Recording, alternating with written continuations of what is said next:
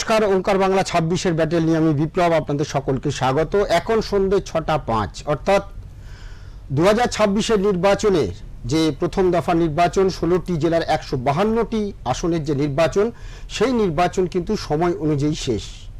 বিকেল 5টা পর্যন্ত ভোটদানের হার প্রায় 90%। আরও 1 ঘন্টা বাকি ছিল 5টা পর্যন্ত নির্বাচন কমিশনের যে হিসেব, সেই হিসেব এসেছে 90%। সমস্ত রেকর্ড ব্রেক করে দিয়ে বিকেল 5টা পর্যন্ত 90% ভোট। আর তার পেছনে রয়েছে এসআইআর এর ভালো মন্দ, সেটাই আজকে আমাদের আলোচনার বিষয়। সেই সঙ্গে এই 90% ভোট প্রথম দফায়, দ্বিতীয় দফায় কি হতে চলেছে, উত্তরবঙ্গ রাঢ়বঙ্গ যে দৃষ্টান্ত স্থাপন করলো, দক্ষিণবঙ্গ কি পারবে? আজকে আমরা এই বিষয়গুলো নিয়ে আলোচনা করব। আমার সঙ্গে যে সমস্ত অতিথিরা রয়েছেন আমি একে একে আলাপ করে দেবো। আমি ডান দিক থেকে আসছি। আমার পাশে একদম ডান দিকে রয়েছেন পবন কুমার শর্মা, বিজেপি সমর্থক। পাশে রয়েছেন তপশ্রী গুপ্ত, বিশিষ্ট সাংবাদিক। তারপর আমার বাঁ দিকে রয়েছেন কামাল হোসেন, আম জনতা উন্নয়ন পার্টির যিনি মুখপাত্র।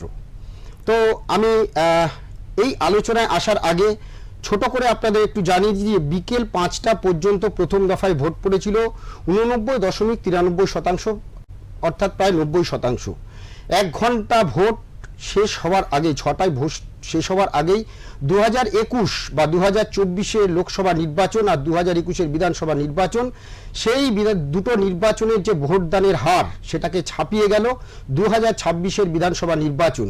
152টি যে আসন প্রথম দফার ভোট চলছিল, সেগুলোতে 2021 সালে ভোট পড়েছিল 83.2%, আর 2024 সালে সেই ভোটের শতাংশ ছিল 79.8%। এবার বিকেল 5টার মধ্যেই 89.9% হয়ে গেল।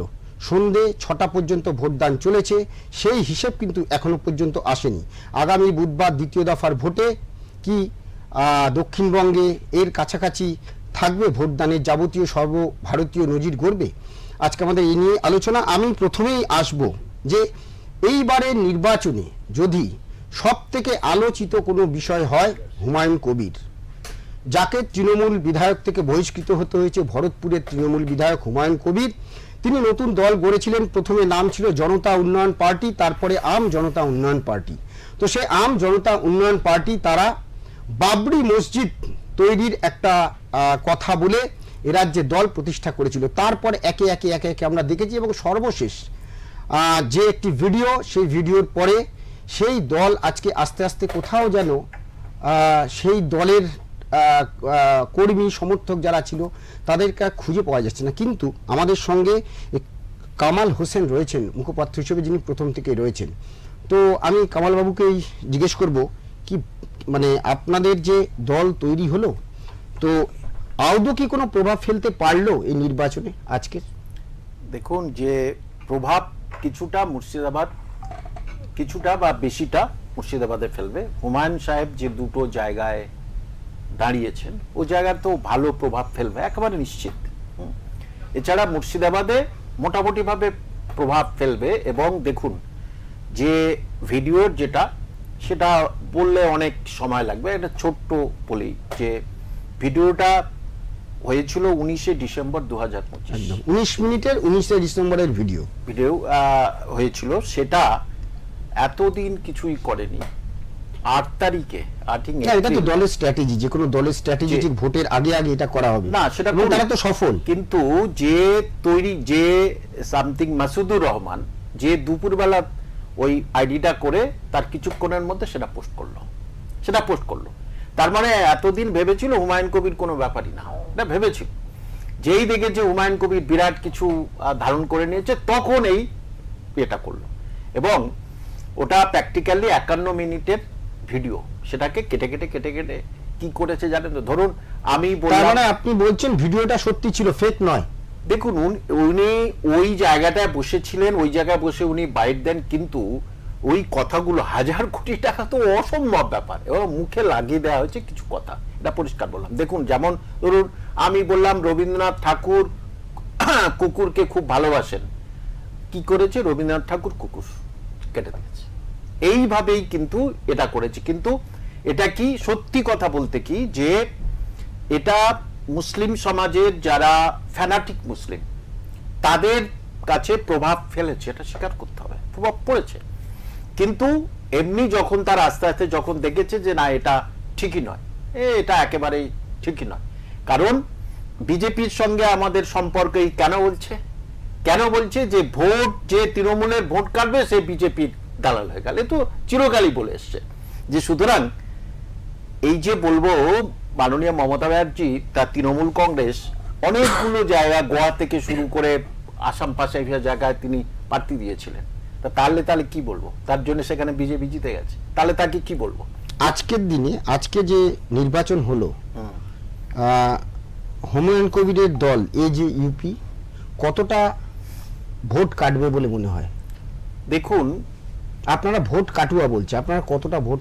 দেখুন, ভোট কাটুয়া কিছু নয়, যে সংখ্যালঘুরা নানাভাবেই বঞ্চনার শিকার বহুদিন ধরে, বিশেষ করে ওবিসি নিয়ে যা করেছে সে ঘন্টাখানেক লাগবে, এবং ওয়াক অফ নিয়ে, তারপরে সংখ্যালঘুদের চাকরি ইত্যাদি নানা রকম ভাবে প্রভাব ফেলেছে। তাদের হাত থেকে পেন খাতা বন্দুক পেন খাতা কলম ধরাবে বলে মমতা ব্যানার্জি এসেছিল, সেগুলো সরিয়ে দিয়ে তাদের হাতে বোমা বন্দুকে রাজনীতি ধরে, সেটা মুসলমানরা বুঝতে পেরে তারা দিশেহারা হয়ে গেছে কি করবে। তখন হুমায়ুন সাহেব বললো তাহলে আমি এই বাবরি মসজিদ করব, কারণ সুপ্রিম কোর্টের অর্ডার ছিল তুমি রাম মন্দির করো, বাবরি মসজিদ করো। বাবরি মসজিদ কেউ করার সুযোগ পায়। আর একটা কথা অনেকে জানেন না, ওনার বাবার নাম কিন্তু জহিরুদ্দিন বাবর, বুঝতে?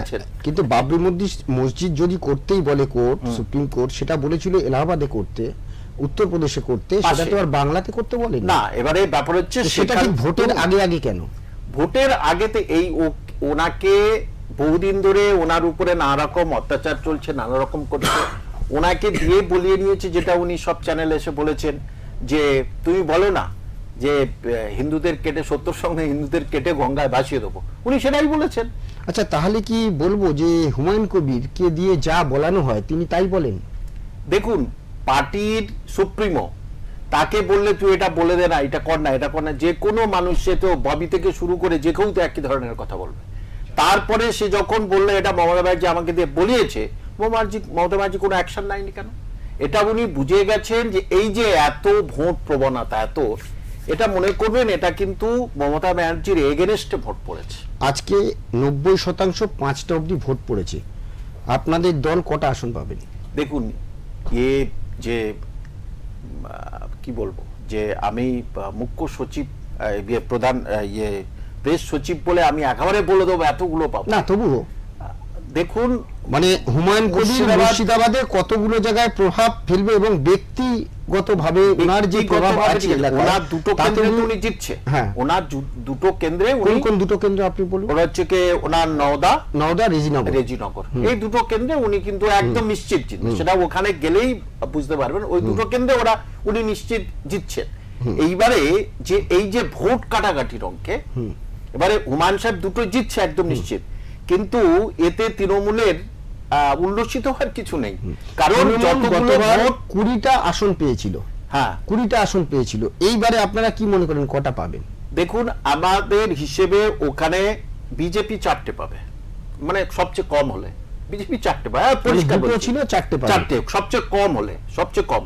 কারণ ভোট কাটা একটা সহজ হিসেব দিচ্ছে আমি, দেখুন 70% যে কেন্দ্রে 70% মুসলমান ওখানে আছে প্রায়, সেই 70% মুসলমান ভোট 5 ভাগে ভাগ হয়ে যাচ্ছে। তৃণমূল কংগ্রেস, আসাদুদ্দিন ওয়াইসি বর্ডারে ভালো এফেক্ট আছে, আসাদুদ্দিন ওয়াইসি যে বিহার বরাবর যে 5টা জায়গায় জিতেছিলেন, আচ্ছা সিপিএম এবং নওশাদ ভাই ভালো আছে, অজিত দা, তাহলে 70% ভোট কেটে কেটে চৌচিল হয়ে যাচ্ছে, সেখানে 30%-এর মধ্যে 25% ভোট বিজেপি নিশ্চিত পাবে, তাহলে তো বিজেপি বার হয়ে গেল।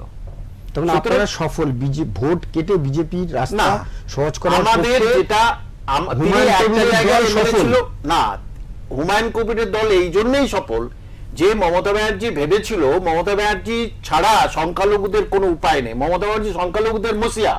এখন এটা বুঝিয়ে দিচ্ছে, হুমায়ুন কবির বুঝিয়ে দিয়েছে মসিয়া না মুসিবত মানে বিপদ, যে মমতা ব্যানার্জি এখন মুসলমানদের বিপদ, সেটা এই লাস্ট 4 তারিখে মানুষ কিন্তু বুঝে যাবে। মমতা ব্যানার্জি নিজেই পুরোটা আসতে পারবে কি, আমার সন্দেহ আছে যে পুরো পাবে কি, কারণ ওখানে কংগ্রেস বাকি অংশ, ওখানে 4টে থেকে 5টা বিজেপি তৃণমূল কংগ্রেস পেতে পারে, যা হিসেব কারণ অদিতদার ক্রেজ প্রচুর। দেখুন, যারা আজ বলছেন যে এই এই ভিডিও ইস্যু খুব কাজ করেছে, যাদের কাজ করেছে তারা তৃণমূলকে ভোট দেবে না, তারা ভোট অদিতদাকে দেবে, সিপিএম কে দেবে, অন্য কাউকে দেবে। ঠিক আছে, এবারে আমি আসছি, হ্যাঁ আপনার কাছে আরো প্রশ্ন নিয়ে আসবো। তার আগে আমি আসবো যিনি এখানে বিজেপির সমর্থক হয়ে এসেছেন, পবন কুমার শর্মা। আজকে 90% ভোট পড়লো বিকেল 5টা পর্যন্ত, 6টারটা এখনো আমাদের কাছে সেই ফিগারটা আসেনি। এই যে হুমায়ুন কবিরের যে দল, এই যে ইউপি, তার মুখপাত্র এখানে বসে আছেন, তিনি সব বললেন। তো যে অভিযোগটা উঠছিল এতদিন ধরে যে হুমায়ুন কবিরকে বিজেপি নামিয়েছে যে মুসলিম ভোটটা, সংখ্যালঘু ভোটটা কেটে মানে আপনাদের সুবিধে করে দেওয়ার জন্য, আপনি কি মনে করছেন? না, আমি একদমই মনে করছি না। কেন কি, হুমায়ুন কবির যখন তৃণমূলের মধ্যে ছিল তখন দিদির যে কথাগুলো উনি বলছেন, দিদি ওনাকে বলেছেন, উনি আগের থেকে প্রিপেয়ার্ড ছিলেন এই জিনিসগুলো করবেন। উনি হচ্ছেন বেসিক্যালি তৃণমূলের বি টিম, তৃণমূলের সুবিধা করে দেওয়ার জন্য উনি মাঠে নেমেছেন। আর দিদিকে জায়গা করে দিয়েছেন সংখ্যালঘুদের বোঝাবার জন্য কি আমি এই জিনিসগুলো তোমাদের জন্য এসে করব। আমার একটা এই যে হুমায়ুন কবিরকে সরিয়ে শুধু একটা মেসেজ দেওয়ার চেষ্টা করেছে, আর কিচ্ছু করেনি, শুধু বি টিমকে দাঁড় করিয়েছে। আর হুমায়ুন কবির যদি 2টো সিটও জেতে, ও জেতার পরে তৃণমূলই জয়েন করবে। ও বি টিম অলরেডি তৃণমূলের, ও 2টো সিট জিতলেও ওখানে জয়েন করবে। আর বেসিক্যালি আমি তো মনে করছি ও সিট জিতবে কিনা আমার ডাউট আছে। যেরকম বিহারে পিকে যে দশাটা হয়েছিল সেই দশাটা এনার হতে চলেছে।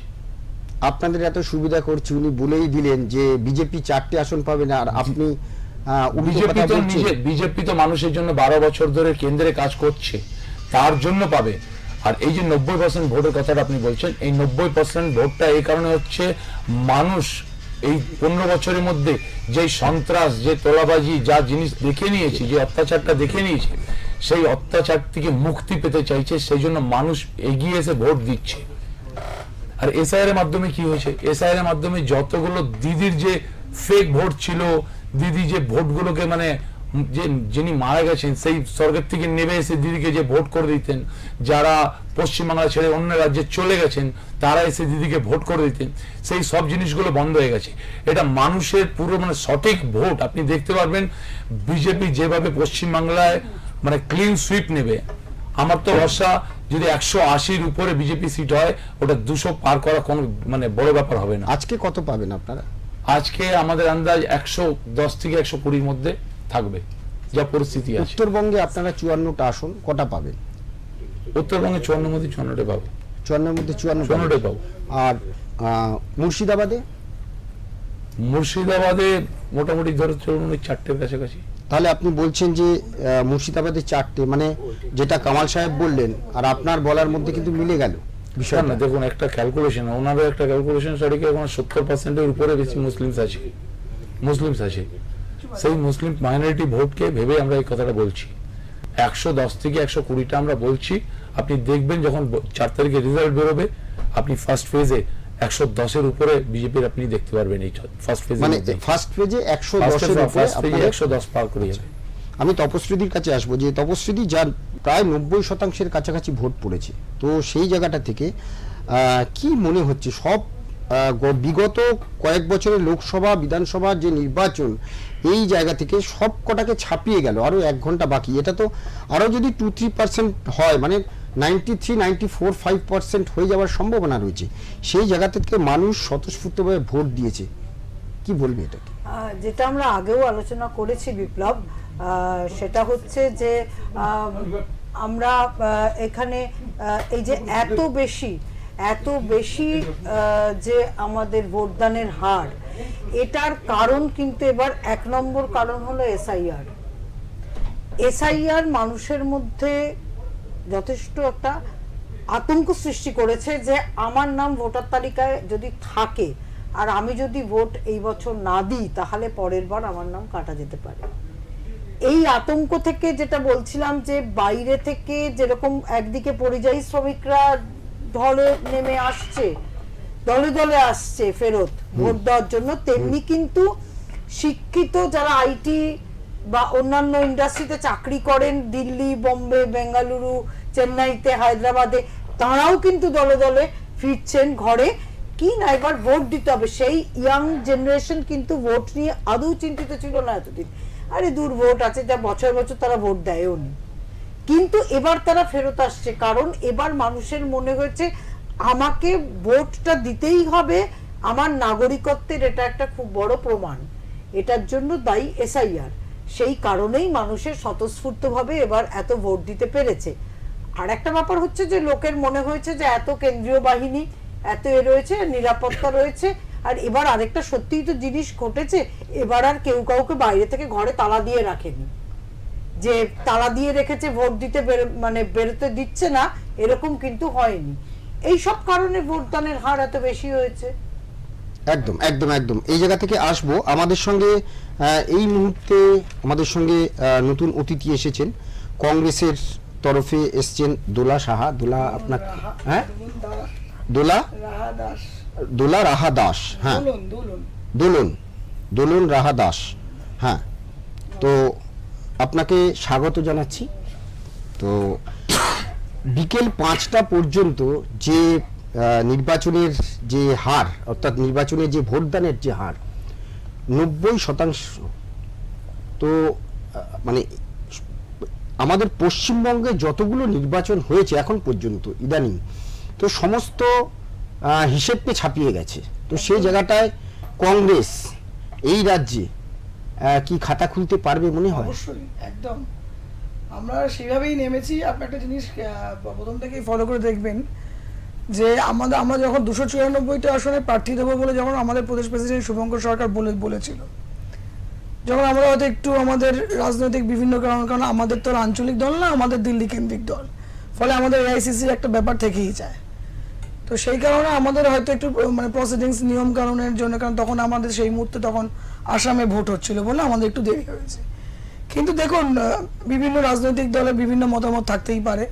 তারা তখন বলেছিল কংগ্রেসের কি আছে 294টা আসনে সিট দিতে পারবে না, কিন্তু আমরা কিন্তু 294টা আসনে সিট দিয়েছি। এই কারণেই আমরা খুব আত্মবিশ্বাসী। আমরা দেখুন বিধানসভায় আমরা 2016 সালে ছিলাম, কিন্তু যাই হোক অনিবার্য কারণ হোক কিছু কারণ হোক আমাদের 2021 সালে আমরা শূন্য হয়ে গেছি। কিন্তু আমরা যথেষ্ট আশাবাদী এবং আমরা মনে করি যে আমরা এবছর খাতা খুলবো এবং আমাদের 2 ডিজিটের আমাদের কাছাকাছি আমাদের সিট আমরা আশা করছি পাবো। 2 ডিজিট পেলে তাও কতটা? এখন দেখুন, এটা তো আজকে 152টা আসনে নির্বাচন হলো, তো সেখানে কতগুলো আপনারা এক্সপেক্ট করছেন? দেখুন আমাদের তো অ্যাকচুয়ালি দেখুন উত্তরবঙ্গে তো আমাদের জাতীয় কংগ্রেসের সিট বেশি হয়, বিশেষত মুর্শিদাবাদ, মালদা, তারপরে আপনার উত্তর দিনাজপুর। তো সেই জায়গা থেকে আমরা 40-50টা তো আশা করবোই। 40-50 একদম। আচ্ছা, এবার দেখুন রাজনৈতিক যেটা অঙ্ক বলে 7টা 8টা, এটা আমরা দেখছি আপনাদের যারা ভিউজ, একদম একদম সেক্ষেত্রে আমরা তো আশাবাদী হতেই পারি। আশাবাদী নিশ্চয়ই। এবার যখন রেজাল্ট বেরোবে তখন দেখাই যাবে কটা। হ্যাঁ, আমরা দেখব যে 90% ভোট পড়ার পরে কংগ্রেস রাজ্যের আশাবাদী রাজনৈতিক যে অঙ্কটা প্রায় এমন- 40 থেকে 50টি আসন ডাবল ডিজিট তারা পাবেন। তো আমরা আসব, কিন্তু আজকের যে ভোট সন্ধ্যে 6টা পর্যন্ত যে প্রথম দফার যে নির্বাচন ছিল, সেই প্রথম দফার নির্বাচনে ওভারঅল পরিস্থিতি নিয়ে আমরা একটু যাব। আমাদের নিউজ রুমে রয়েছে অপরূপার কাছে যাব। অপরূপা,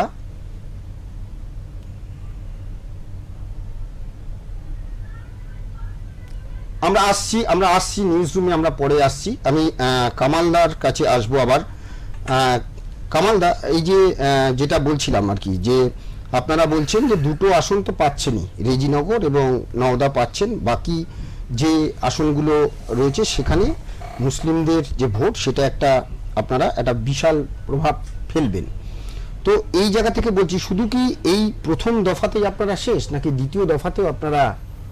দেখুন, মুসলিম পপুলেটেড যে জায়গাগুলো, সেই জায়গাগুলোতে কিছুটা হলেও প্রভাব ফেলবে।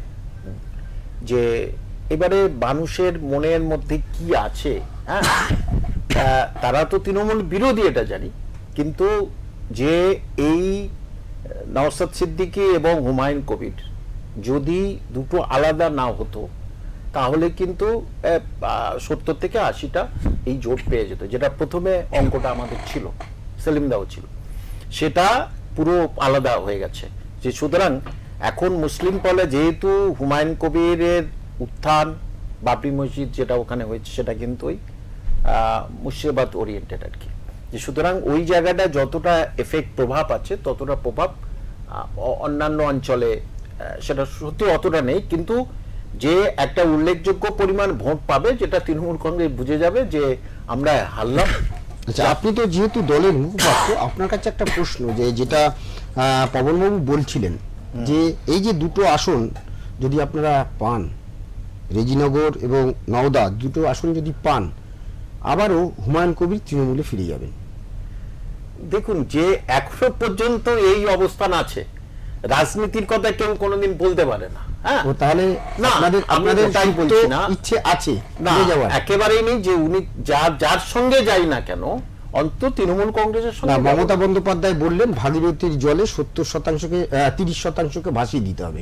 উনি সেই কথাটাই বললেন। আমরা তো এটা জানি যে বাচ্চারা বলে, কিন্তু উনার মতন একজন অভিজ্ঞ রাজনীতিবিদ যদি এই কথা বলতে পারেন, মমতা বন্দ্যোপাধ্যায়ের মুখের কথা উনি শিখিয়ে দিয়েছেন, উনি বলেছেন, তাহলে এই যে পবনবাবু যে কথাটা বললেন যে উনি আবারও তৃণমূল কংগ্রেসে ফিরে যাবেন, এবং তৃণমূল কংগ্রেস হুমায়ুন কবিরকে এই যে পুরো নাটক, কারণ আমরা দেখেছি যে বিগত যতবারই হুমায়ুন কবির এই জিনিসগুলো করেছেন প্রতিবারই কিন্তু তৃণমূলের হয়েই উনি করেছেন।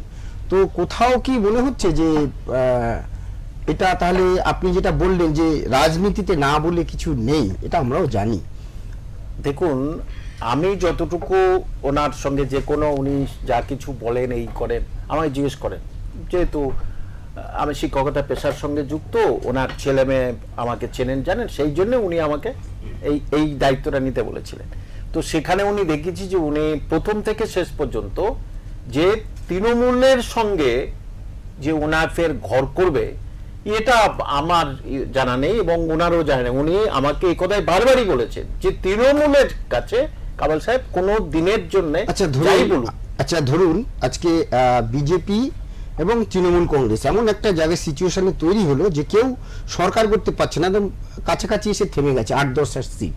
সেক্ষেত্রে হুমায়ুন কবির যদি 2টো বা 5টা সিট, আমি ধরলাম 2টো আসনই, কোন দিকে তারা সমর্থন দেখুন, করবে? সেটা বারবারই আমরা বলে দিচ্ছি যে রাজনীতিতে সম্ভাবনা একটা বড় জিনিস, কিন্তু বেশি সম্ভাবনা কিন্তু অ্যান্টি মমতা, আমাদের অ্যান্টি মমতা, যে সেখানে টার্মস অ্যান্ড কন্ডিশনে যদি বিজেপি এসে যায় ঠিক আছে, এই তাহলে দেখবেন উনি বহুবারই কিন্তু টার্মস কন্ডিশন মানে কি? টাকা যেটা সেই বলেছিল যে 1000 কোটি এবং 300 কোটি হেলিকপ্টারে আসছে। কন্ডিশন মানে যেহেতু মুসলিম ভোটে উনি জিতেছেন, হ্যাঁ, সেই ধরনের টার্মস কন্ডিশন। দেখুন, 1000 কোটি টাকা বিজেপি নিজেই দিলে এমনি অনেকেই ভোট দিয়ে দিত। 1000 কোটি টাকা এটা অবিশ্বাস্য আর কি, যেটা 1000 কোটি না হলে 100 কোটি কি হবে, এটা কি বলেছিল অমিত শাহ? দেখুন, আমি আপনাকে বলছি, আপনি দেখবেন এই যারা অনেকেই সব নমিনেশন করার পরেই বললো উঠে গেছে যে আমরা সাংবাদিক সম্মেলন করে তারা বললো ছোটখাটো চ্যানেলে, কারণ কি জানেন, পরিষ্কার কথা, পয়সা উনি টাকা পয়সা দিতে পারছেন না, কোথায় পাবে টাকা পয়সা? তার ফলে তারা যে খরচ খরচা করেছে না সেইটুকু দিতে পারছে না। আমি একদম দায়িত্ব নিয়ে বলছি, তার ফলে তারা কিছুটা রেগে, কিছুটা এই সব করে তারা বলেছে যালে কি করব, কারণ উনি পয়সা কড়ি জোগাড় করতে পারেনি, যে ভাবে পয়সা মানে কোন বিজনেস, মানে অমিত শাহ টাকা দেয়নি বা মোদি টাকা দেয়নি বা বিজেপি টাকা দেয়নি, তাহলে এটা না, ওখানে তো পরিষ্কার বলে 200 কোটি টাকা আগে দিয়ে দিয়েছে। তা 200 কোটি টাকা তো দিয়ে দিতে পারতাম, বলেছেন না 200 কোটি টাকা দিয়ে দিয়েছে, তার 200 কোটি টাকাতে কিছু কিছু দিয়ে দিতে পারতাম। যে সুতরাং মুর্শিদাবাদ ওরিয়েন্টেড কিছু তাদেরকে দেওয়া হয়েছে, কয়েকজন ব্যবসায়ী তারা একটু হেল্প করেছে, কিন্তু এই যে ভিডিও ইস্যুটা এত বেশি সংখ্যালঘুদের মধ্যে মানে ব্যাকডেটেড সংখ্যালঘুদের এত বেশি এফেক্ট করেছে যে যারা ওই পয়সাগুলি দেবে বলেছিল তারা বলেছে আর দেবো না, হ্যাঁ তুই বিজেপির সঙ্গে আর দেবো না, কিন্তু প্র্যাকটিক্যালি বিজেপি আপনি তো আরেক জায়গায় চলে যাবেন। আমি শেষ প্রশ্ন আপনার কাছে, বাবরি মসজিদ হচ্ছে কি হচ্ছে না? দেখুন, বাবরি মসজিদের আর জিনিস ছিল না, একেবারে না। এই যে বাবরি মসজিদের যে টাকা 7 কোটি টাকা, সেটা আমরা ইডি সিবিআই কে বলেছি, তো আপনারা আসুন দেখুন হিন্দু সমাজে যেমন তারা চিঠি দিয়েছেন ইডি সিবিআই কি, ইডি সিবিআই কে তো যারা বলছে না তাদেরকে বলছি যে টাকাগুলো সব নিয়ে নিয়েছে। এই যে হিন্দু সমাজের যেমন মন্দিরের সঙ্গে আত্মার সম্পর্ক, মন্দিরের পয়সা তারা কেউ ভোগ করে না। ঠিক মসজিদের সঙ্গে মুসলমানদের আত্মার সম্মান, মসজিদের পয়সা কেউ ভোগ করে, তারা জানে এটা বিরাট পাপ, গুনাহ। তার ফলে ওই টাকা ওনার কাছে আছে। এবার আপনি অবাক হয়ে যাবেন, কিন্তু সব জায়গায় বলে বেরিয়েছেন। দুবাই থেকে বলেছে যে তোমারটা, দুবাইয়ের যুবরাজ বলেছে পয়সা দেবো, তুমি মসজিদ তৈরি করো, মসজিদ তৈরি করো, আর পয়সা দিয়ে দেবো। এবং আরো অনেক মালয়েশিয়া, ইন্দোনেশিয়া থেকে তারা বলেছে একদিকে হাসপাতাল করতে হবে, একদিকে একটা ইউনিভার্সিটি করতে হবে, তোমার পয়সাটা আমরা দেবো, তোমার পয়সাটা আমরা দেবো। সেদিন আমি ছিলাম। ঠিক আছে, আমরা দেখব যে হুমায়ুন কবির নওদা এবং রেজিনগর এই দুটো কেন্দ্র থেকে তিনি আদৌ জয়লাভ করেন কিনা। আর যদি জয়লাভ করেন তাহলে কি আবার তৃণমূলে ফিরবেন, নাকি তিনি বিজেপির দিকে থাকবেন?